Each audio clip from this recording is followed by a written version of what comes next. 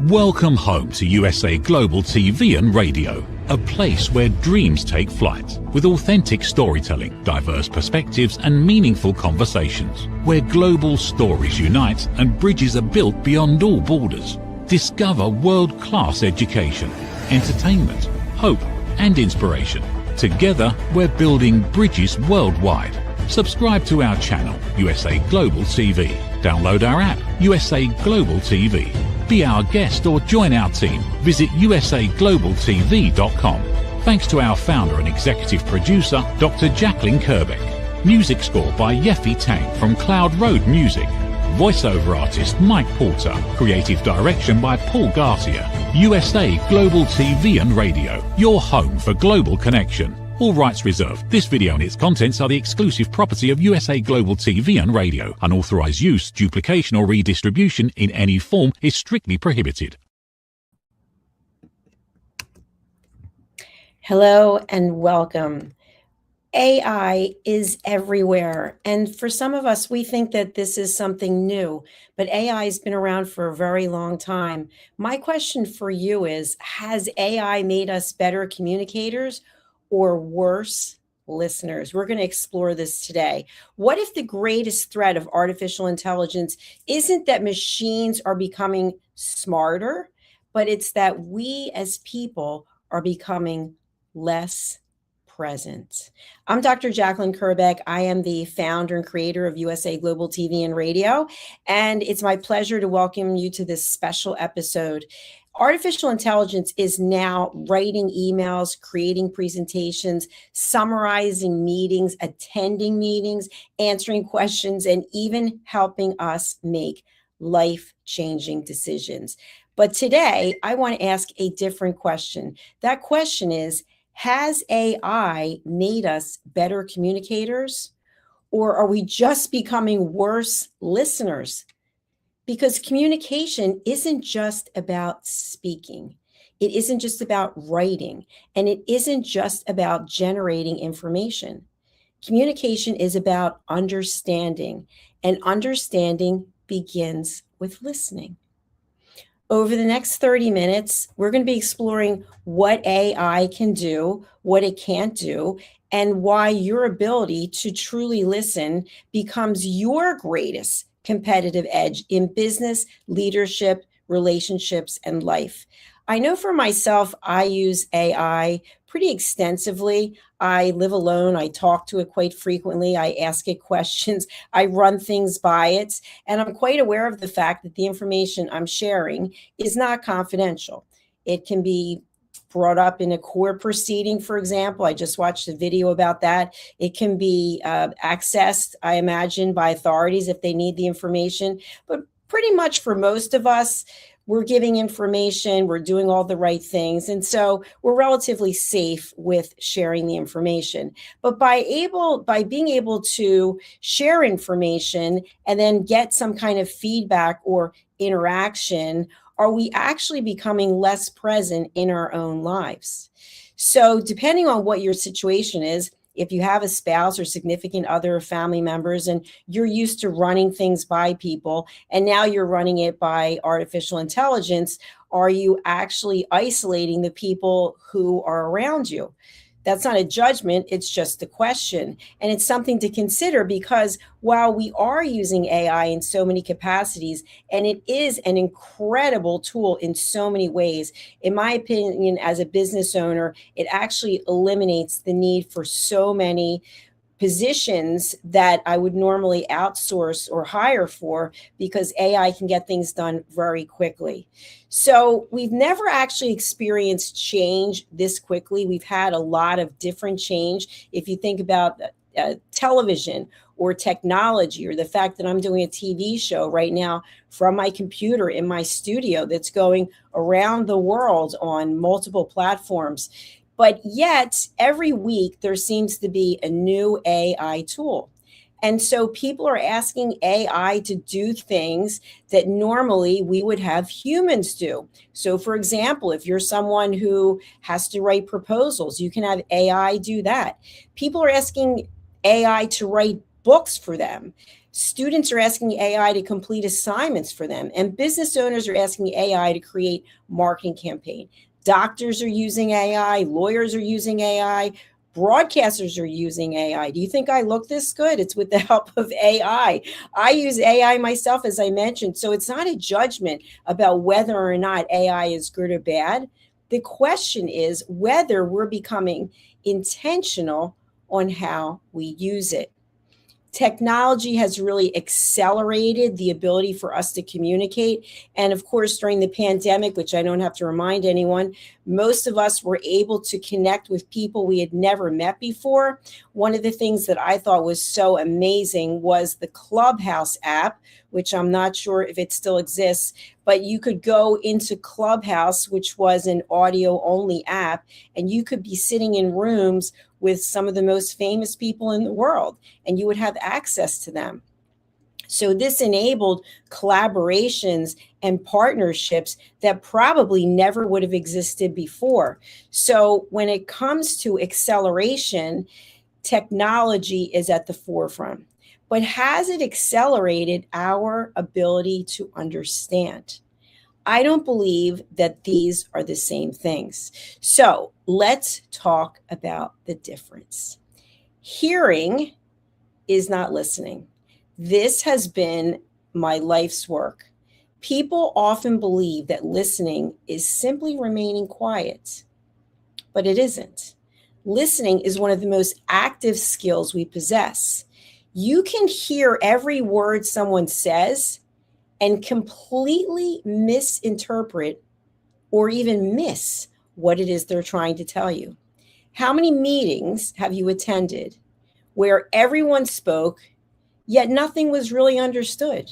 Nothing was accomplished. No one left that meeting with a sense of, okay, I understand what is needed of me, what my role is. How many relationships have suffered because each person wanted to be heard before they were willing to listen? Listening requires curiosity, it requires presence, and it requires humility. And none of these qualities can be automated.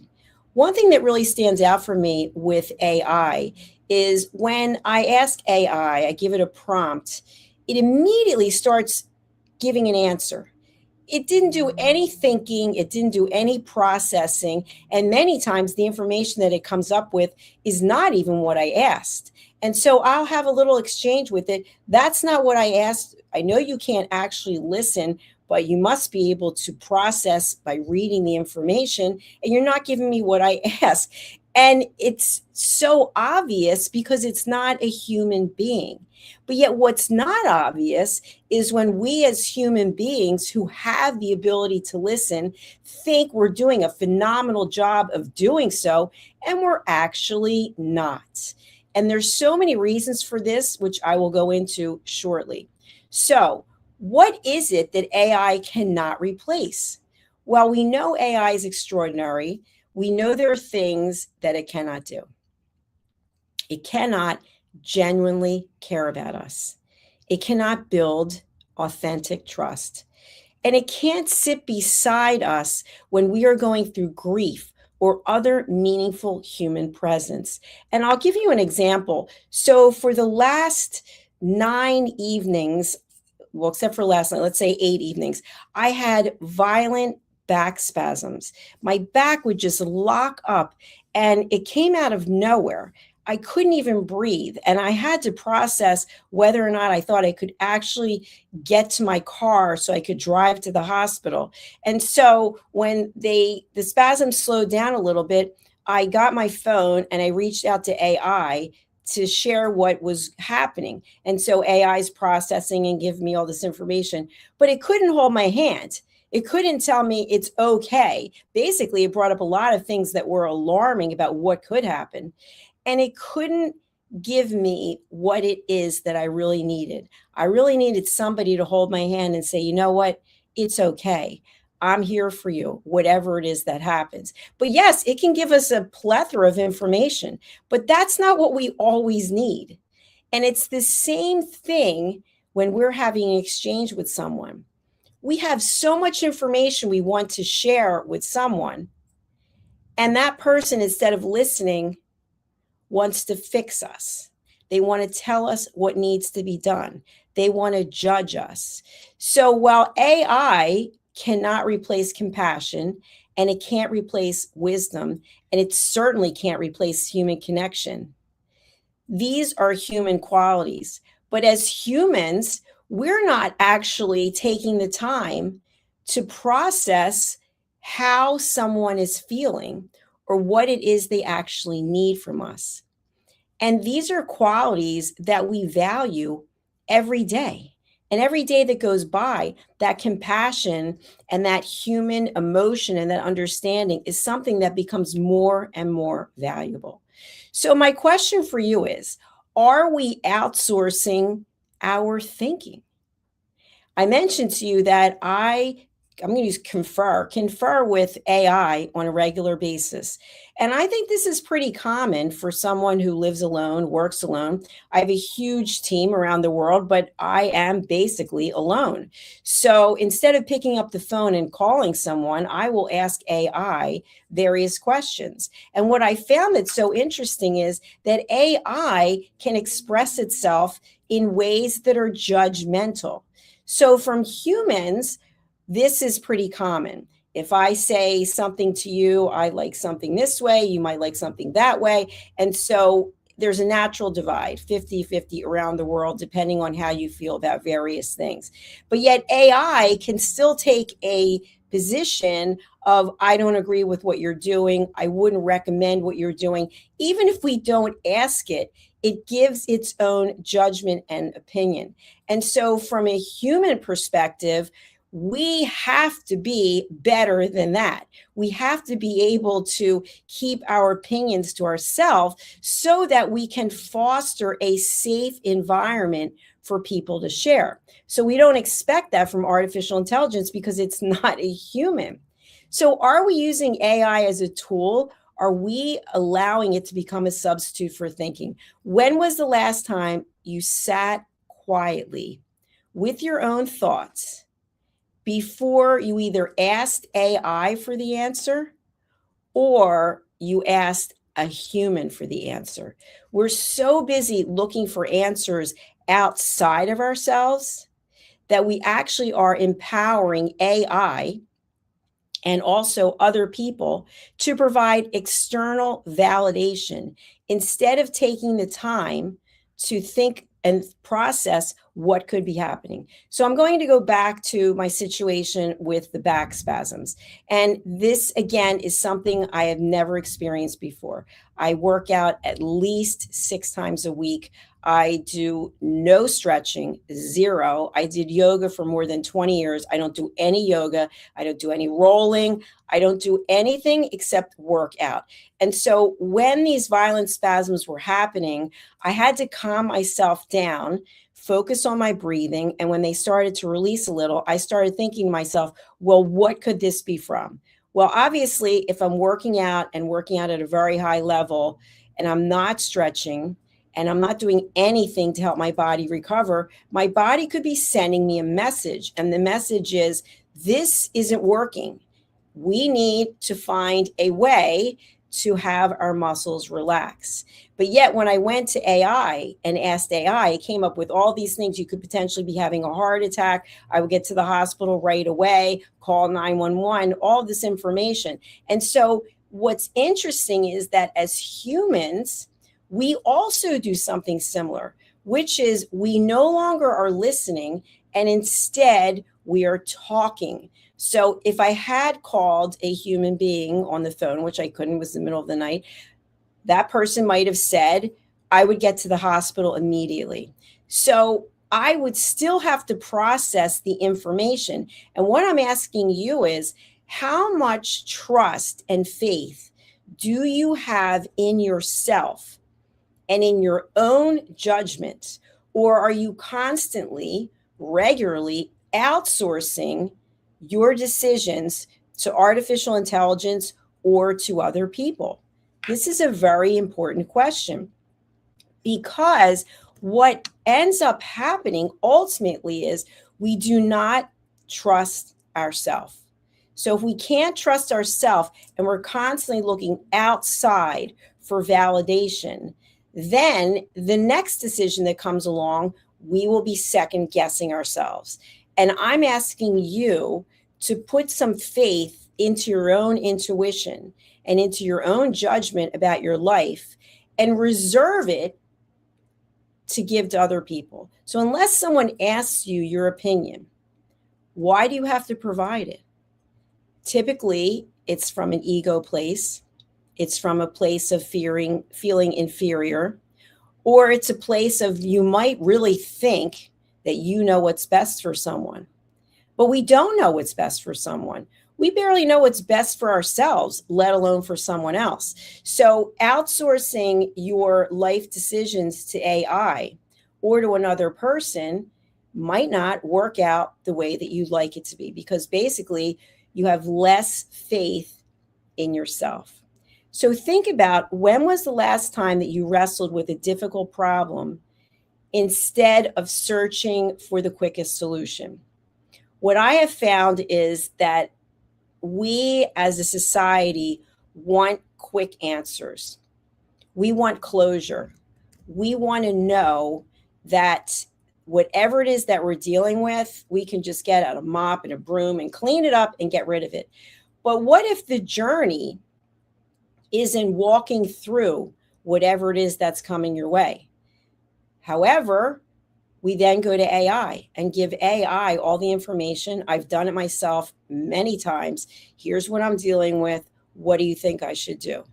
So if we, again, are not listening to ourselves, our own listening skills, our own trust and faith in ourselves is now going down the drain. It's becoming less and less. And I like to think of it as a shrinking person. You know, you're a certain height because you are proud, you are confident, you are successful, you believe in yourself, and then you start giving away little bits of pieces of yourself. And so whatever your height is, you're eventually becoming smaller, where you're not even standing up straight. You know, when you see a confident person, they're standing up straight, chest out, shoulders back, or you see someone who's a little hunched over, they don't have back problems, but they don't have the confidence. They've been beaten down by life. Well, I'm suggesting that we take a step back, literally, and we believe in ourselves, in that intuition that we have, that gut feeling that tells us if we're on the right path or we're not. And if and when we make mistakes, which we all do, we look at it as an opportunity to learn. So if you're making your life decisions, everyday decisions through AI, I'd like you to rethink it. Why is it that you are trusting this entity that we know is not confidential? We don't know where the information goes. In fact, I was watching this video, and I'd like to give this attorney credit. I can't think of her name, but I was watching this video that she did. And basically, even when you delete your chat threads with AI, they're never actually deleted. It's almost like text messages, emails, somehow they can be found. So why are we giving these major life decisions or day-to-day decisions to something or someone else? Let's start to listen to ourselves. Let's start to bring things within. When something doesn't go your way, let's start to process it. And I like to look at it like this. What is the solution? So when I told you about these violent back spasms, what I decided to do, again, because I wasn't going to call someone, and if I called someone, who would I call? I probably would have called 911. And then I was processing how they would get into the building and how they get to my floor, and they'd have to break the door down. And so I thought it's a no-go. So I started saying to myself, well, clearly I can't sleep in bed, because as soon as I sleep, it starts. So I decided to lower myself into a chair. And I actually got a decent night's sleep or two in the chair. And then what I did was I started asking experts, people who have experience with back spasms or muscle spasms, training people who actually know something. They might have experienced it themselves. Hey, this is what I've been going through. What would you do? That's very different than calling your mother, your brother, unless they are trained in this area, or asking AI, what do you think I should do? Doesn't know. It's going to give you a myriad of information, just like if you Google something. But should you make your decision based on that? I suggest no. I suggest you ask experts and then you evaluate. You go with the gut feeling. Does this make sense to me? Does this resonate? Is this something I am willing to do? So in my case, thank goodness, it has turned out very well. I got some very good coaching from experienced people, and I feel like I am on the right path. And I know now I've got to take a recovery day, which it's very difficult for me because I'm an A-type personality. Go, go, go. So the thought of taking a day and stretching and rolling and going into the sauna and getting a massage, these are all things that they're nice, but I don't really feel like doing it. However, I'm changing my thought process. I've decided that. I've decided that I cannot keep pushing my body without giving it any recovery. So think about your relationships. Think about how you push them or they push you. Maybe you're in a situation right now where you've got a lot of stress in your life and you have a partner, a significant other, family members, and between all of you, you are highly stressed. So think about what could you do so that you could minimize your own stress. And some of that might be just a suggestion. Instead of running everything by your partner, I'm not suggesting you keep secrets. I'm suggesting that you start to think of things and process things yourself first. And then maybe you say, hey, by the way, this is what's been going on, and this is what I've decided to do. That's a very different conversation than what do you think I should do? Because the more people we ask, and I've seen this, you get all different answers. And then you're kind of like, well, 7 people said to do this and 5 people said to do that. And you don't really know what to do. And now you've involved all of these people into your life about making a choice. Guess what happens? Then you make the choice and the people who weren't supporting you are like, oh my gosh, I can't believe you did that. Now they have judgment. Or the people who were supporting you but don't think you should have done it the way that you're doing it, now they're unhappy. So you've created additional aggravation for yourself as opposed to thinking it through. Does it make sense to use artificial intelligence to do research? Yes. But what I like to say is I like to have peer-reviewed information. So when I got my doctorate and I had to write my thesis, it was all based on peer-reviewed information. So there are actually people who have done studies. Now, will AI cite studies? Sometimes, but sometimes I find it just comes back with information. It's like, well, where did you get this from? Thinking, and then it comes back. Why didn't you reference them in the first place? You could go back and forth. It's just wasting time. So do the research yourself, especially if you have a medical condition. Don't just rely on calling your friend, phone a friend, or go to AI. Find the research from medical professionals, researchers, studies that have been conducted, and then seek help. Obviously, if it's an emergency, you want to get yourself to the hospital. Even in business, there are people who are experts, people who've experienced what you have experienced. So why are you going to ask your best friend who's not even in business what it is you should do? If you're going to write a book, why are you going to put it out to social media for people to decide what cover you should use in your book? How do they know? Everyone has their own preference. In fact, earlier today, we had an excellent show ahead for business, and we were talking with Kevin Perlmutter and Alcini about branding.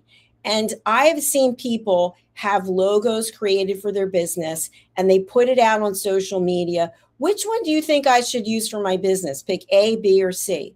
So are you really going to put the potential success of your branding out to the general public who has no idea what your business strategy is? Are you going to give it to AI to determine what your business strategy is? Or are you actually going to put some thought into it? And that's where I'm going with this. It isn't easy to make major decisions. It's easy to make everyday decisions. Should I have a cup of tea? Should I not have a cup of tea? Should I go to the gym? Should I not? These are decisions we have to make all the time.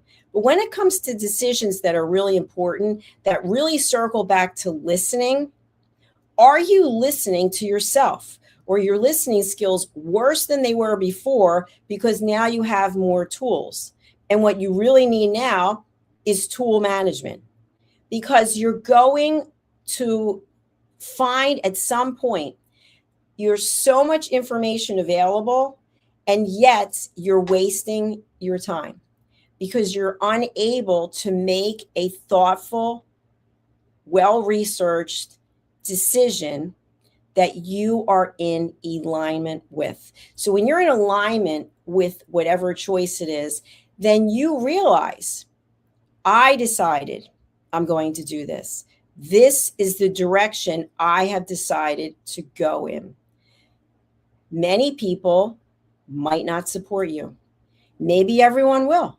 Maybe no one will. But the bottom line is it won't matter because you made the decision. One of the things that I think is really important when it comes to branding, USA Global TV and Radio, we started 5 years ago, and we actually started as Rapping with Dr. Jacalyn. Completely different. I was on the radio, and I had a TV show that I was hosting in person at a television network, and it was just me. And my dad was really important to me, and we used to pull our chairs around him. His name was Jack, and we would talk to him about boys and about life, and it was like rapping with Jack. So that's how the whole idea of Rapping with Dr. Jacalyn came about. But then when people started coming to me and saying, I want to have my own TV show, it was so much bigger than me.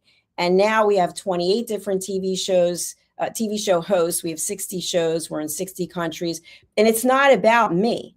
So the branding had to evolve, and I had to take a step back because it's not just about Dr. Jacalyn. It's about all the people who grace this stage, who have television shows, who are guests. And so I had to listen to my intuition, which was we need a separation between Dr. Jacalyn Kerbeck and whatever this television network is going to be.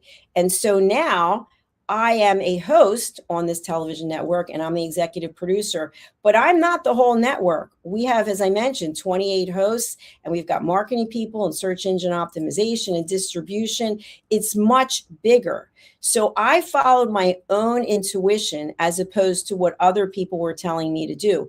Keep your name in there. Well, USA Global TV and Radio does not have my name in it because it is much bigger than I am. And if you see the logo right there, you'll see elevated listening, which is something that we practice here and something that I teach. And part of the reason why I wanted to do this show.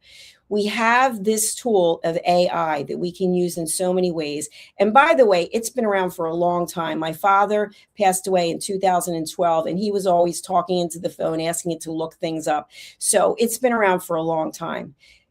But how we use it and what we expect from it are different, because now everything is instantaneous. I need this, I need that. I remember when I was in corporate and we were going on presentations to some of the biggest companies in the world, and we had one group of people who would work on the presentation deck, and we might have 65 slides, but that was Bob and Sue's job to give us the slides.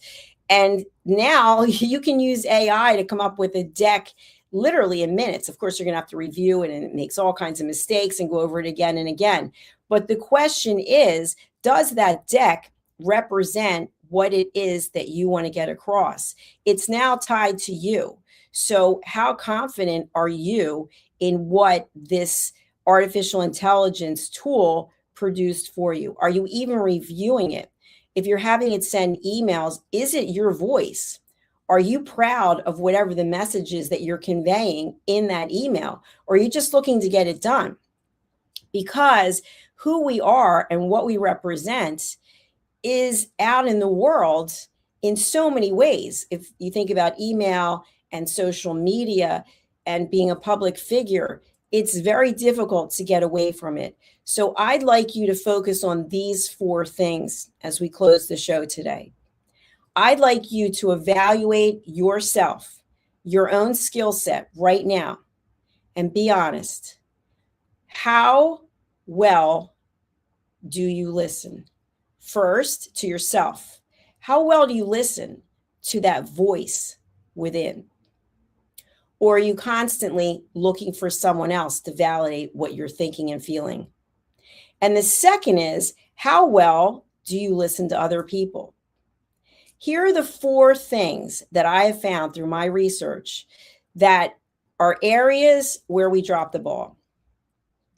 We say we're listening, but we're actually interrupting.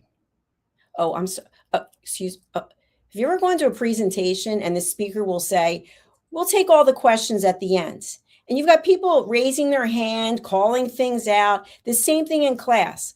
Please hold your questions till the end. Well, it's the same thing when you're having a conversation with someone. If you're repeatedly jumping in, the person doesn't feel heard. So listening without interruption is key. The second one is problem solving. You're having a conversation with someone and they start to share something with you. You know, today I was experiencing back spasms. Oh, I know what you need. I didn't even get to finish the conversation, but now you know what I need. What's the first thing that comes up for me? You have no interest in what I'm sharing because you immediately want to turn the conversation over to you because you are now all knowing when it comes to back spasms.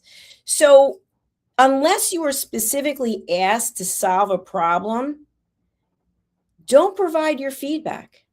When the person's finished sharing, you may say, would you like my opinion or did you just want me to listen? Oh, you just wanted me to listen. Okay. And then sometimes people will say, well, I'm going to tell you what I think anyway. I've had this happen to me. And so I have no judgment about it, but I know that the person needs to work on their listening skills.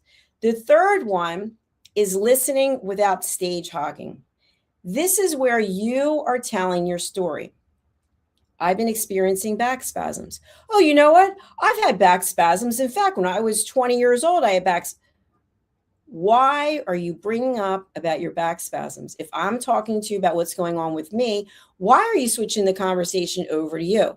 Because what happens is I now know you have no interest in what it is I'm talking about. You want to turn the stage over to you. And then what ends up happening? You go in your diatribe about whatever happened to you, and then we never get back to me because now at this point, I'm completely disgusted and I don't even want to talk to you about it because I know you're not listening. And the fourth one is the toughest one of all. This is the one when I'm doing master classes or keynotes, I actually bring people up from the audience so we can do role plays. The fourth one is judgment. You don't say or think that you have any judgment about what the person is saying. But inside, even though you're looking at the person, you are judging them. In fact, you might be judging me right now. You might be judging the way I look or the way I sound or something that I've shared. And what that says to me is that you have issues. You have issues inside of you that are coming up. So whatever I'm saying, or whatever it is I look like, it's bringing something up for you. So if I were to tell you that my favorite color is blue and you absolutely hate blue, in your mind, you're thinking, yeah, I hate that blue. I hate that blue on her. I don't know why she's wearing that blue. And it just starts going on and on. And that's something simple. But when you think about politics, world affairs, major life issues, usually people stand on one side or the other, and they are more than happy to completely rip you apart because you think a certain way. But yet they think that they get to think the way they do without anyone saying anything to them. And then you have people butting heads. And so when this Headbutting starts and it continues, it just builds. And we see it every day on social media. We see it every day in the mainstream news. We see it every day in politics, where people are so angry because the other side doesn't believe the same thing that they do. But yet, why is their side right? So instead of people listening and working towards a compromise, they just get into a very judgmental place. So listening at an elevated level means listening without interruption, without problem solving, without stage hogging, and without judgment. And these are skills that we have to work on. They're skills that not everyone has. If you think about a child, and children have this childlike curiosity where they want to know about everything, at some point as adults, we no longer are interested and curious. We're just, well, that's the way that it is. That's the way that I was brought up. That's what I believe in. And that's the way that it is. And therefore, you have people at a standstill, at a stalemate, instead of saying, you know what? I want to understand how you think. I'm interested to learn. Maybe I'll change my position. Maybe I won't, but maybe I'll learn something. And the key is the learning part. So what I'd like to impart upon you today is tomorrow morning, when you begin your day, will you spend more time asking artificial intelligence for questions or asking another human being meaningful questions? Or will you spend some time sitting with whatever it is you're working on and processing it yourself? Giving yourself that courage and that support to say, I am enough. I know enough. What I don't know, I will do some research on, and I will take that as information. And all the information that I collect, I will evaluate. I'll evaluate it and I will look for the solution. What is the best solution for me for this decision? And that is what I do. And people will say to me, I don't understand. Do you not ever get upset? Do you not have emotions? I have emotions. I will allow myself to be upset for 10 minutes. I will actually time it. 10 minutes. Boo-hoo, woe is me. I'm scared. What am I going to do? And then I'll say to myself, that's enough. What are you going to do? What is the solution? And then I come up with the solution after evaluating all the options, and I decide how I'm going to move forward. And there's no one to blame because I am making the decision myself. So can we consult with AI?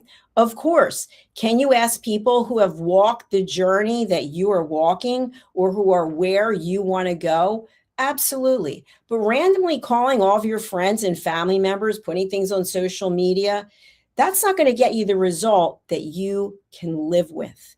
Because to me, the most important thing in life is having peace. It is peace of mind. It is living in a calm state where I know I am empowered to make decisions. And whichever way those decisions go, there will be a learning because it is a journey. People want to race to get to the end. I've got to get this. I've got to get that. What about the process you go through in order to get it? Because if you don't enjoy yourself along the way, that accomplishment will have very little meaning. And you will be right on to the next one. And you'll sit back and say, you know what? I spent all my life ringing the bell. I spent all my life getting the gold stars. But was I truly happy? How happy are you right now? How happy are you with your life? Are you looking for someone to come along with a magic wand and make it all better? Because they're not coming. It's just a bunch of noise and distractions. The only one who can make you happy is you. And you don't have to wait. I know people will say, well, I'll be happy when the kids leave home, or I'll be happy. No, you won't be happy. Then it'll be something else. You've got to be happy right now at this moment. Look around, find something for which you are grateful. Because I promise you, there's somebody else who doesn't have what you have and would love to trade places with you. I remember an expression my mother used to say, if everybody threw all their problems in a pile, you'd want to walk away with your own. So walk away from this episode saying to yourself, I am enough. I believe in me. I choose peace, and I am grateful.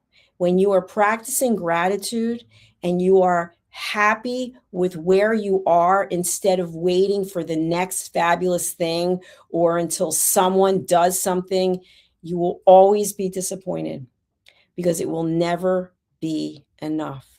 So has AI made us better communicators or worse listeners? I think we have a choice because it's ongoing. Every day we get to choose.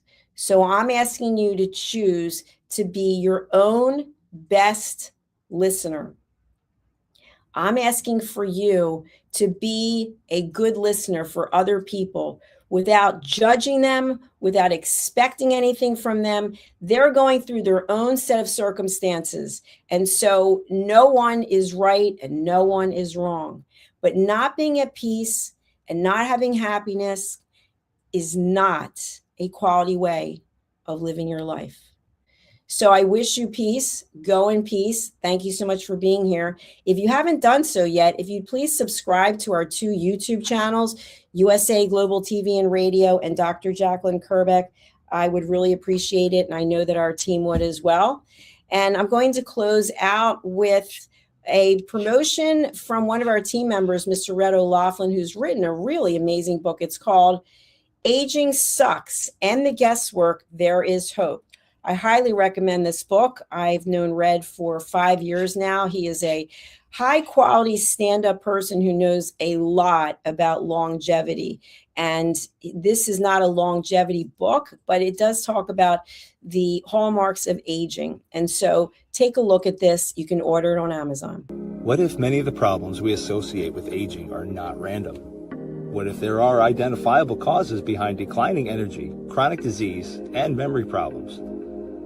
We have been told that aging is simply something we must accept, that slowing down is normal, that growing older means growing weaker. But what if that's only part of the story? Why do some people remain active and engaged well into their later years? Why do others struggle with disease, fatigue, and declining health? What is happening beneath the surface? What processes drive aging? In Aging Sucks, researcher, educator, and author Red O'Laughlin explores what researchers have discovered about why we grow older. No medical degree required, no confusing jargon, just clear explanations of what researchers have discovered about the processes that influence aging. You cannot stop aging, but understanding its causes may help you make better decisions about your health, your future, and your quality of life. Because understanding comes before action. Action creates hope. Aging sucks. End the guesswork. There is hope. Every great story begins with a vision. At USA Global TV and Radio for years, we've been providing world-class education, entertainment, inspiration, imagination, connections, and hope. Most people don't stay to watch the outro or the credits, but it's the people behind every success, behind every breakthrough, and behind every unforgettable story who matter. The TV show hosts, our guests, our sponsors, our publicists, our production team, our distribution team, our search engine optimization team, and so many more. You're the ones who make the difference. Every great story belongs to the people who bring it to life. Our future looks bright at USA Global TV and Radio. And that's because of you, our loyal fan base all around the world in more than 60 countries. Together, we're making a difference because you matter. USA Global TV and Radio, live streaming to over 60 countries. Voiceover, Dr. Jacalyn Kerbeck. Video production and direction, Paul Garcia. Subscribe to our channel, USA Global TV and Radio on YouTube.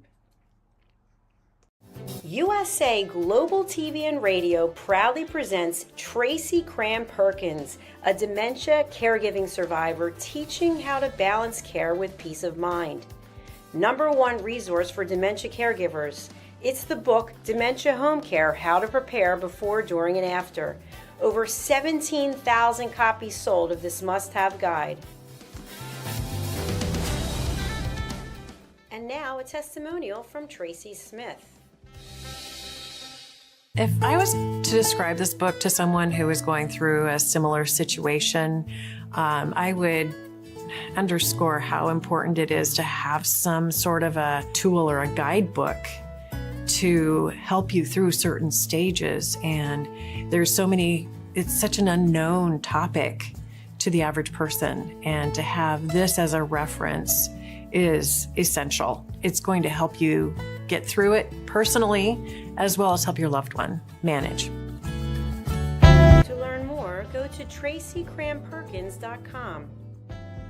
Tracy Cram-Perkins is an award-winning author. She's also the host of Dementia Home Care television show. Watch it here on USA Global TV and Radio. Thank you, viewers and listeners of USA Global TV and Radio, for joining us today. We're honoured to have your time and attention as part of our global community. At USA Global TV and Radio, we believe in the power of authentic conversations, meaningful connections, and creating a world of possibilities together. Want to be part of something bigger? Join our team of elevated listeners at usaglobaltv.com, a space where your voice matters and your ability to listen transforms relationships. Stay connected with us across all our platforms for thought-provoking discussions, expert insights, and empowering stories. Subscribe to our channels at youtube.com/c/USA Global TV. Follow us on social media and explore the endless opportunities we're creating for growth, learning, and inspiration. Together, we're not just broadcasting, we're building bridges and changing lives one conversation at a time. For inquiries, contact us at info@usaglobaltv.com. Produced by Executive Producer and Director Dr. Jacalyn Kerbeck. Voiceover by Mike Porter. Creative direction by Paul Garcia. All rights reserved. Visit usaglobaltv.com to view our full terms and conditions.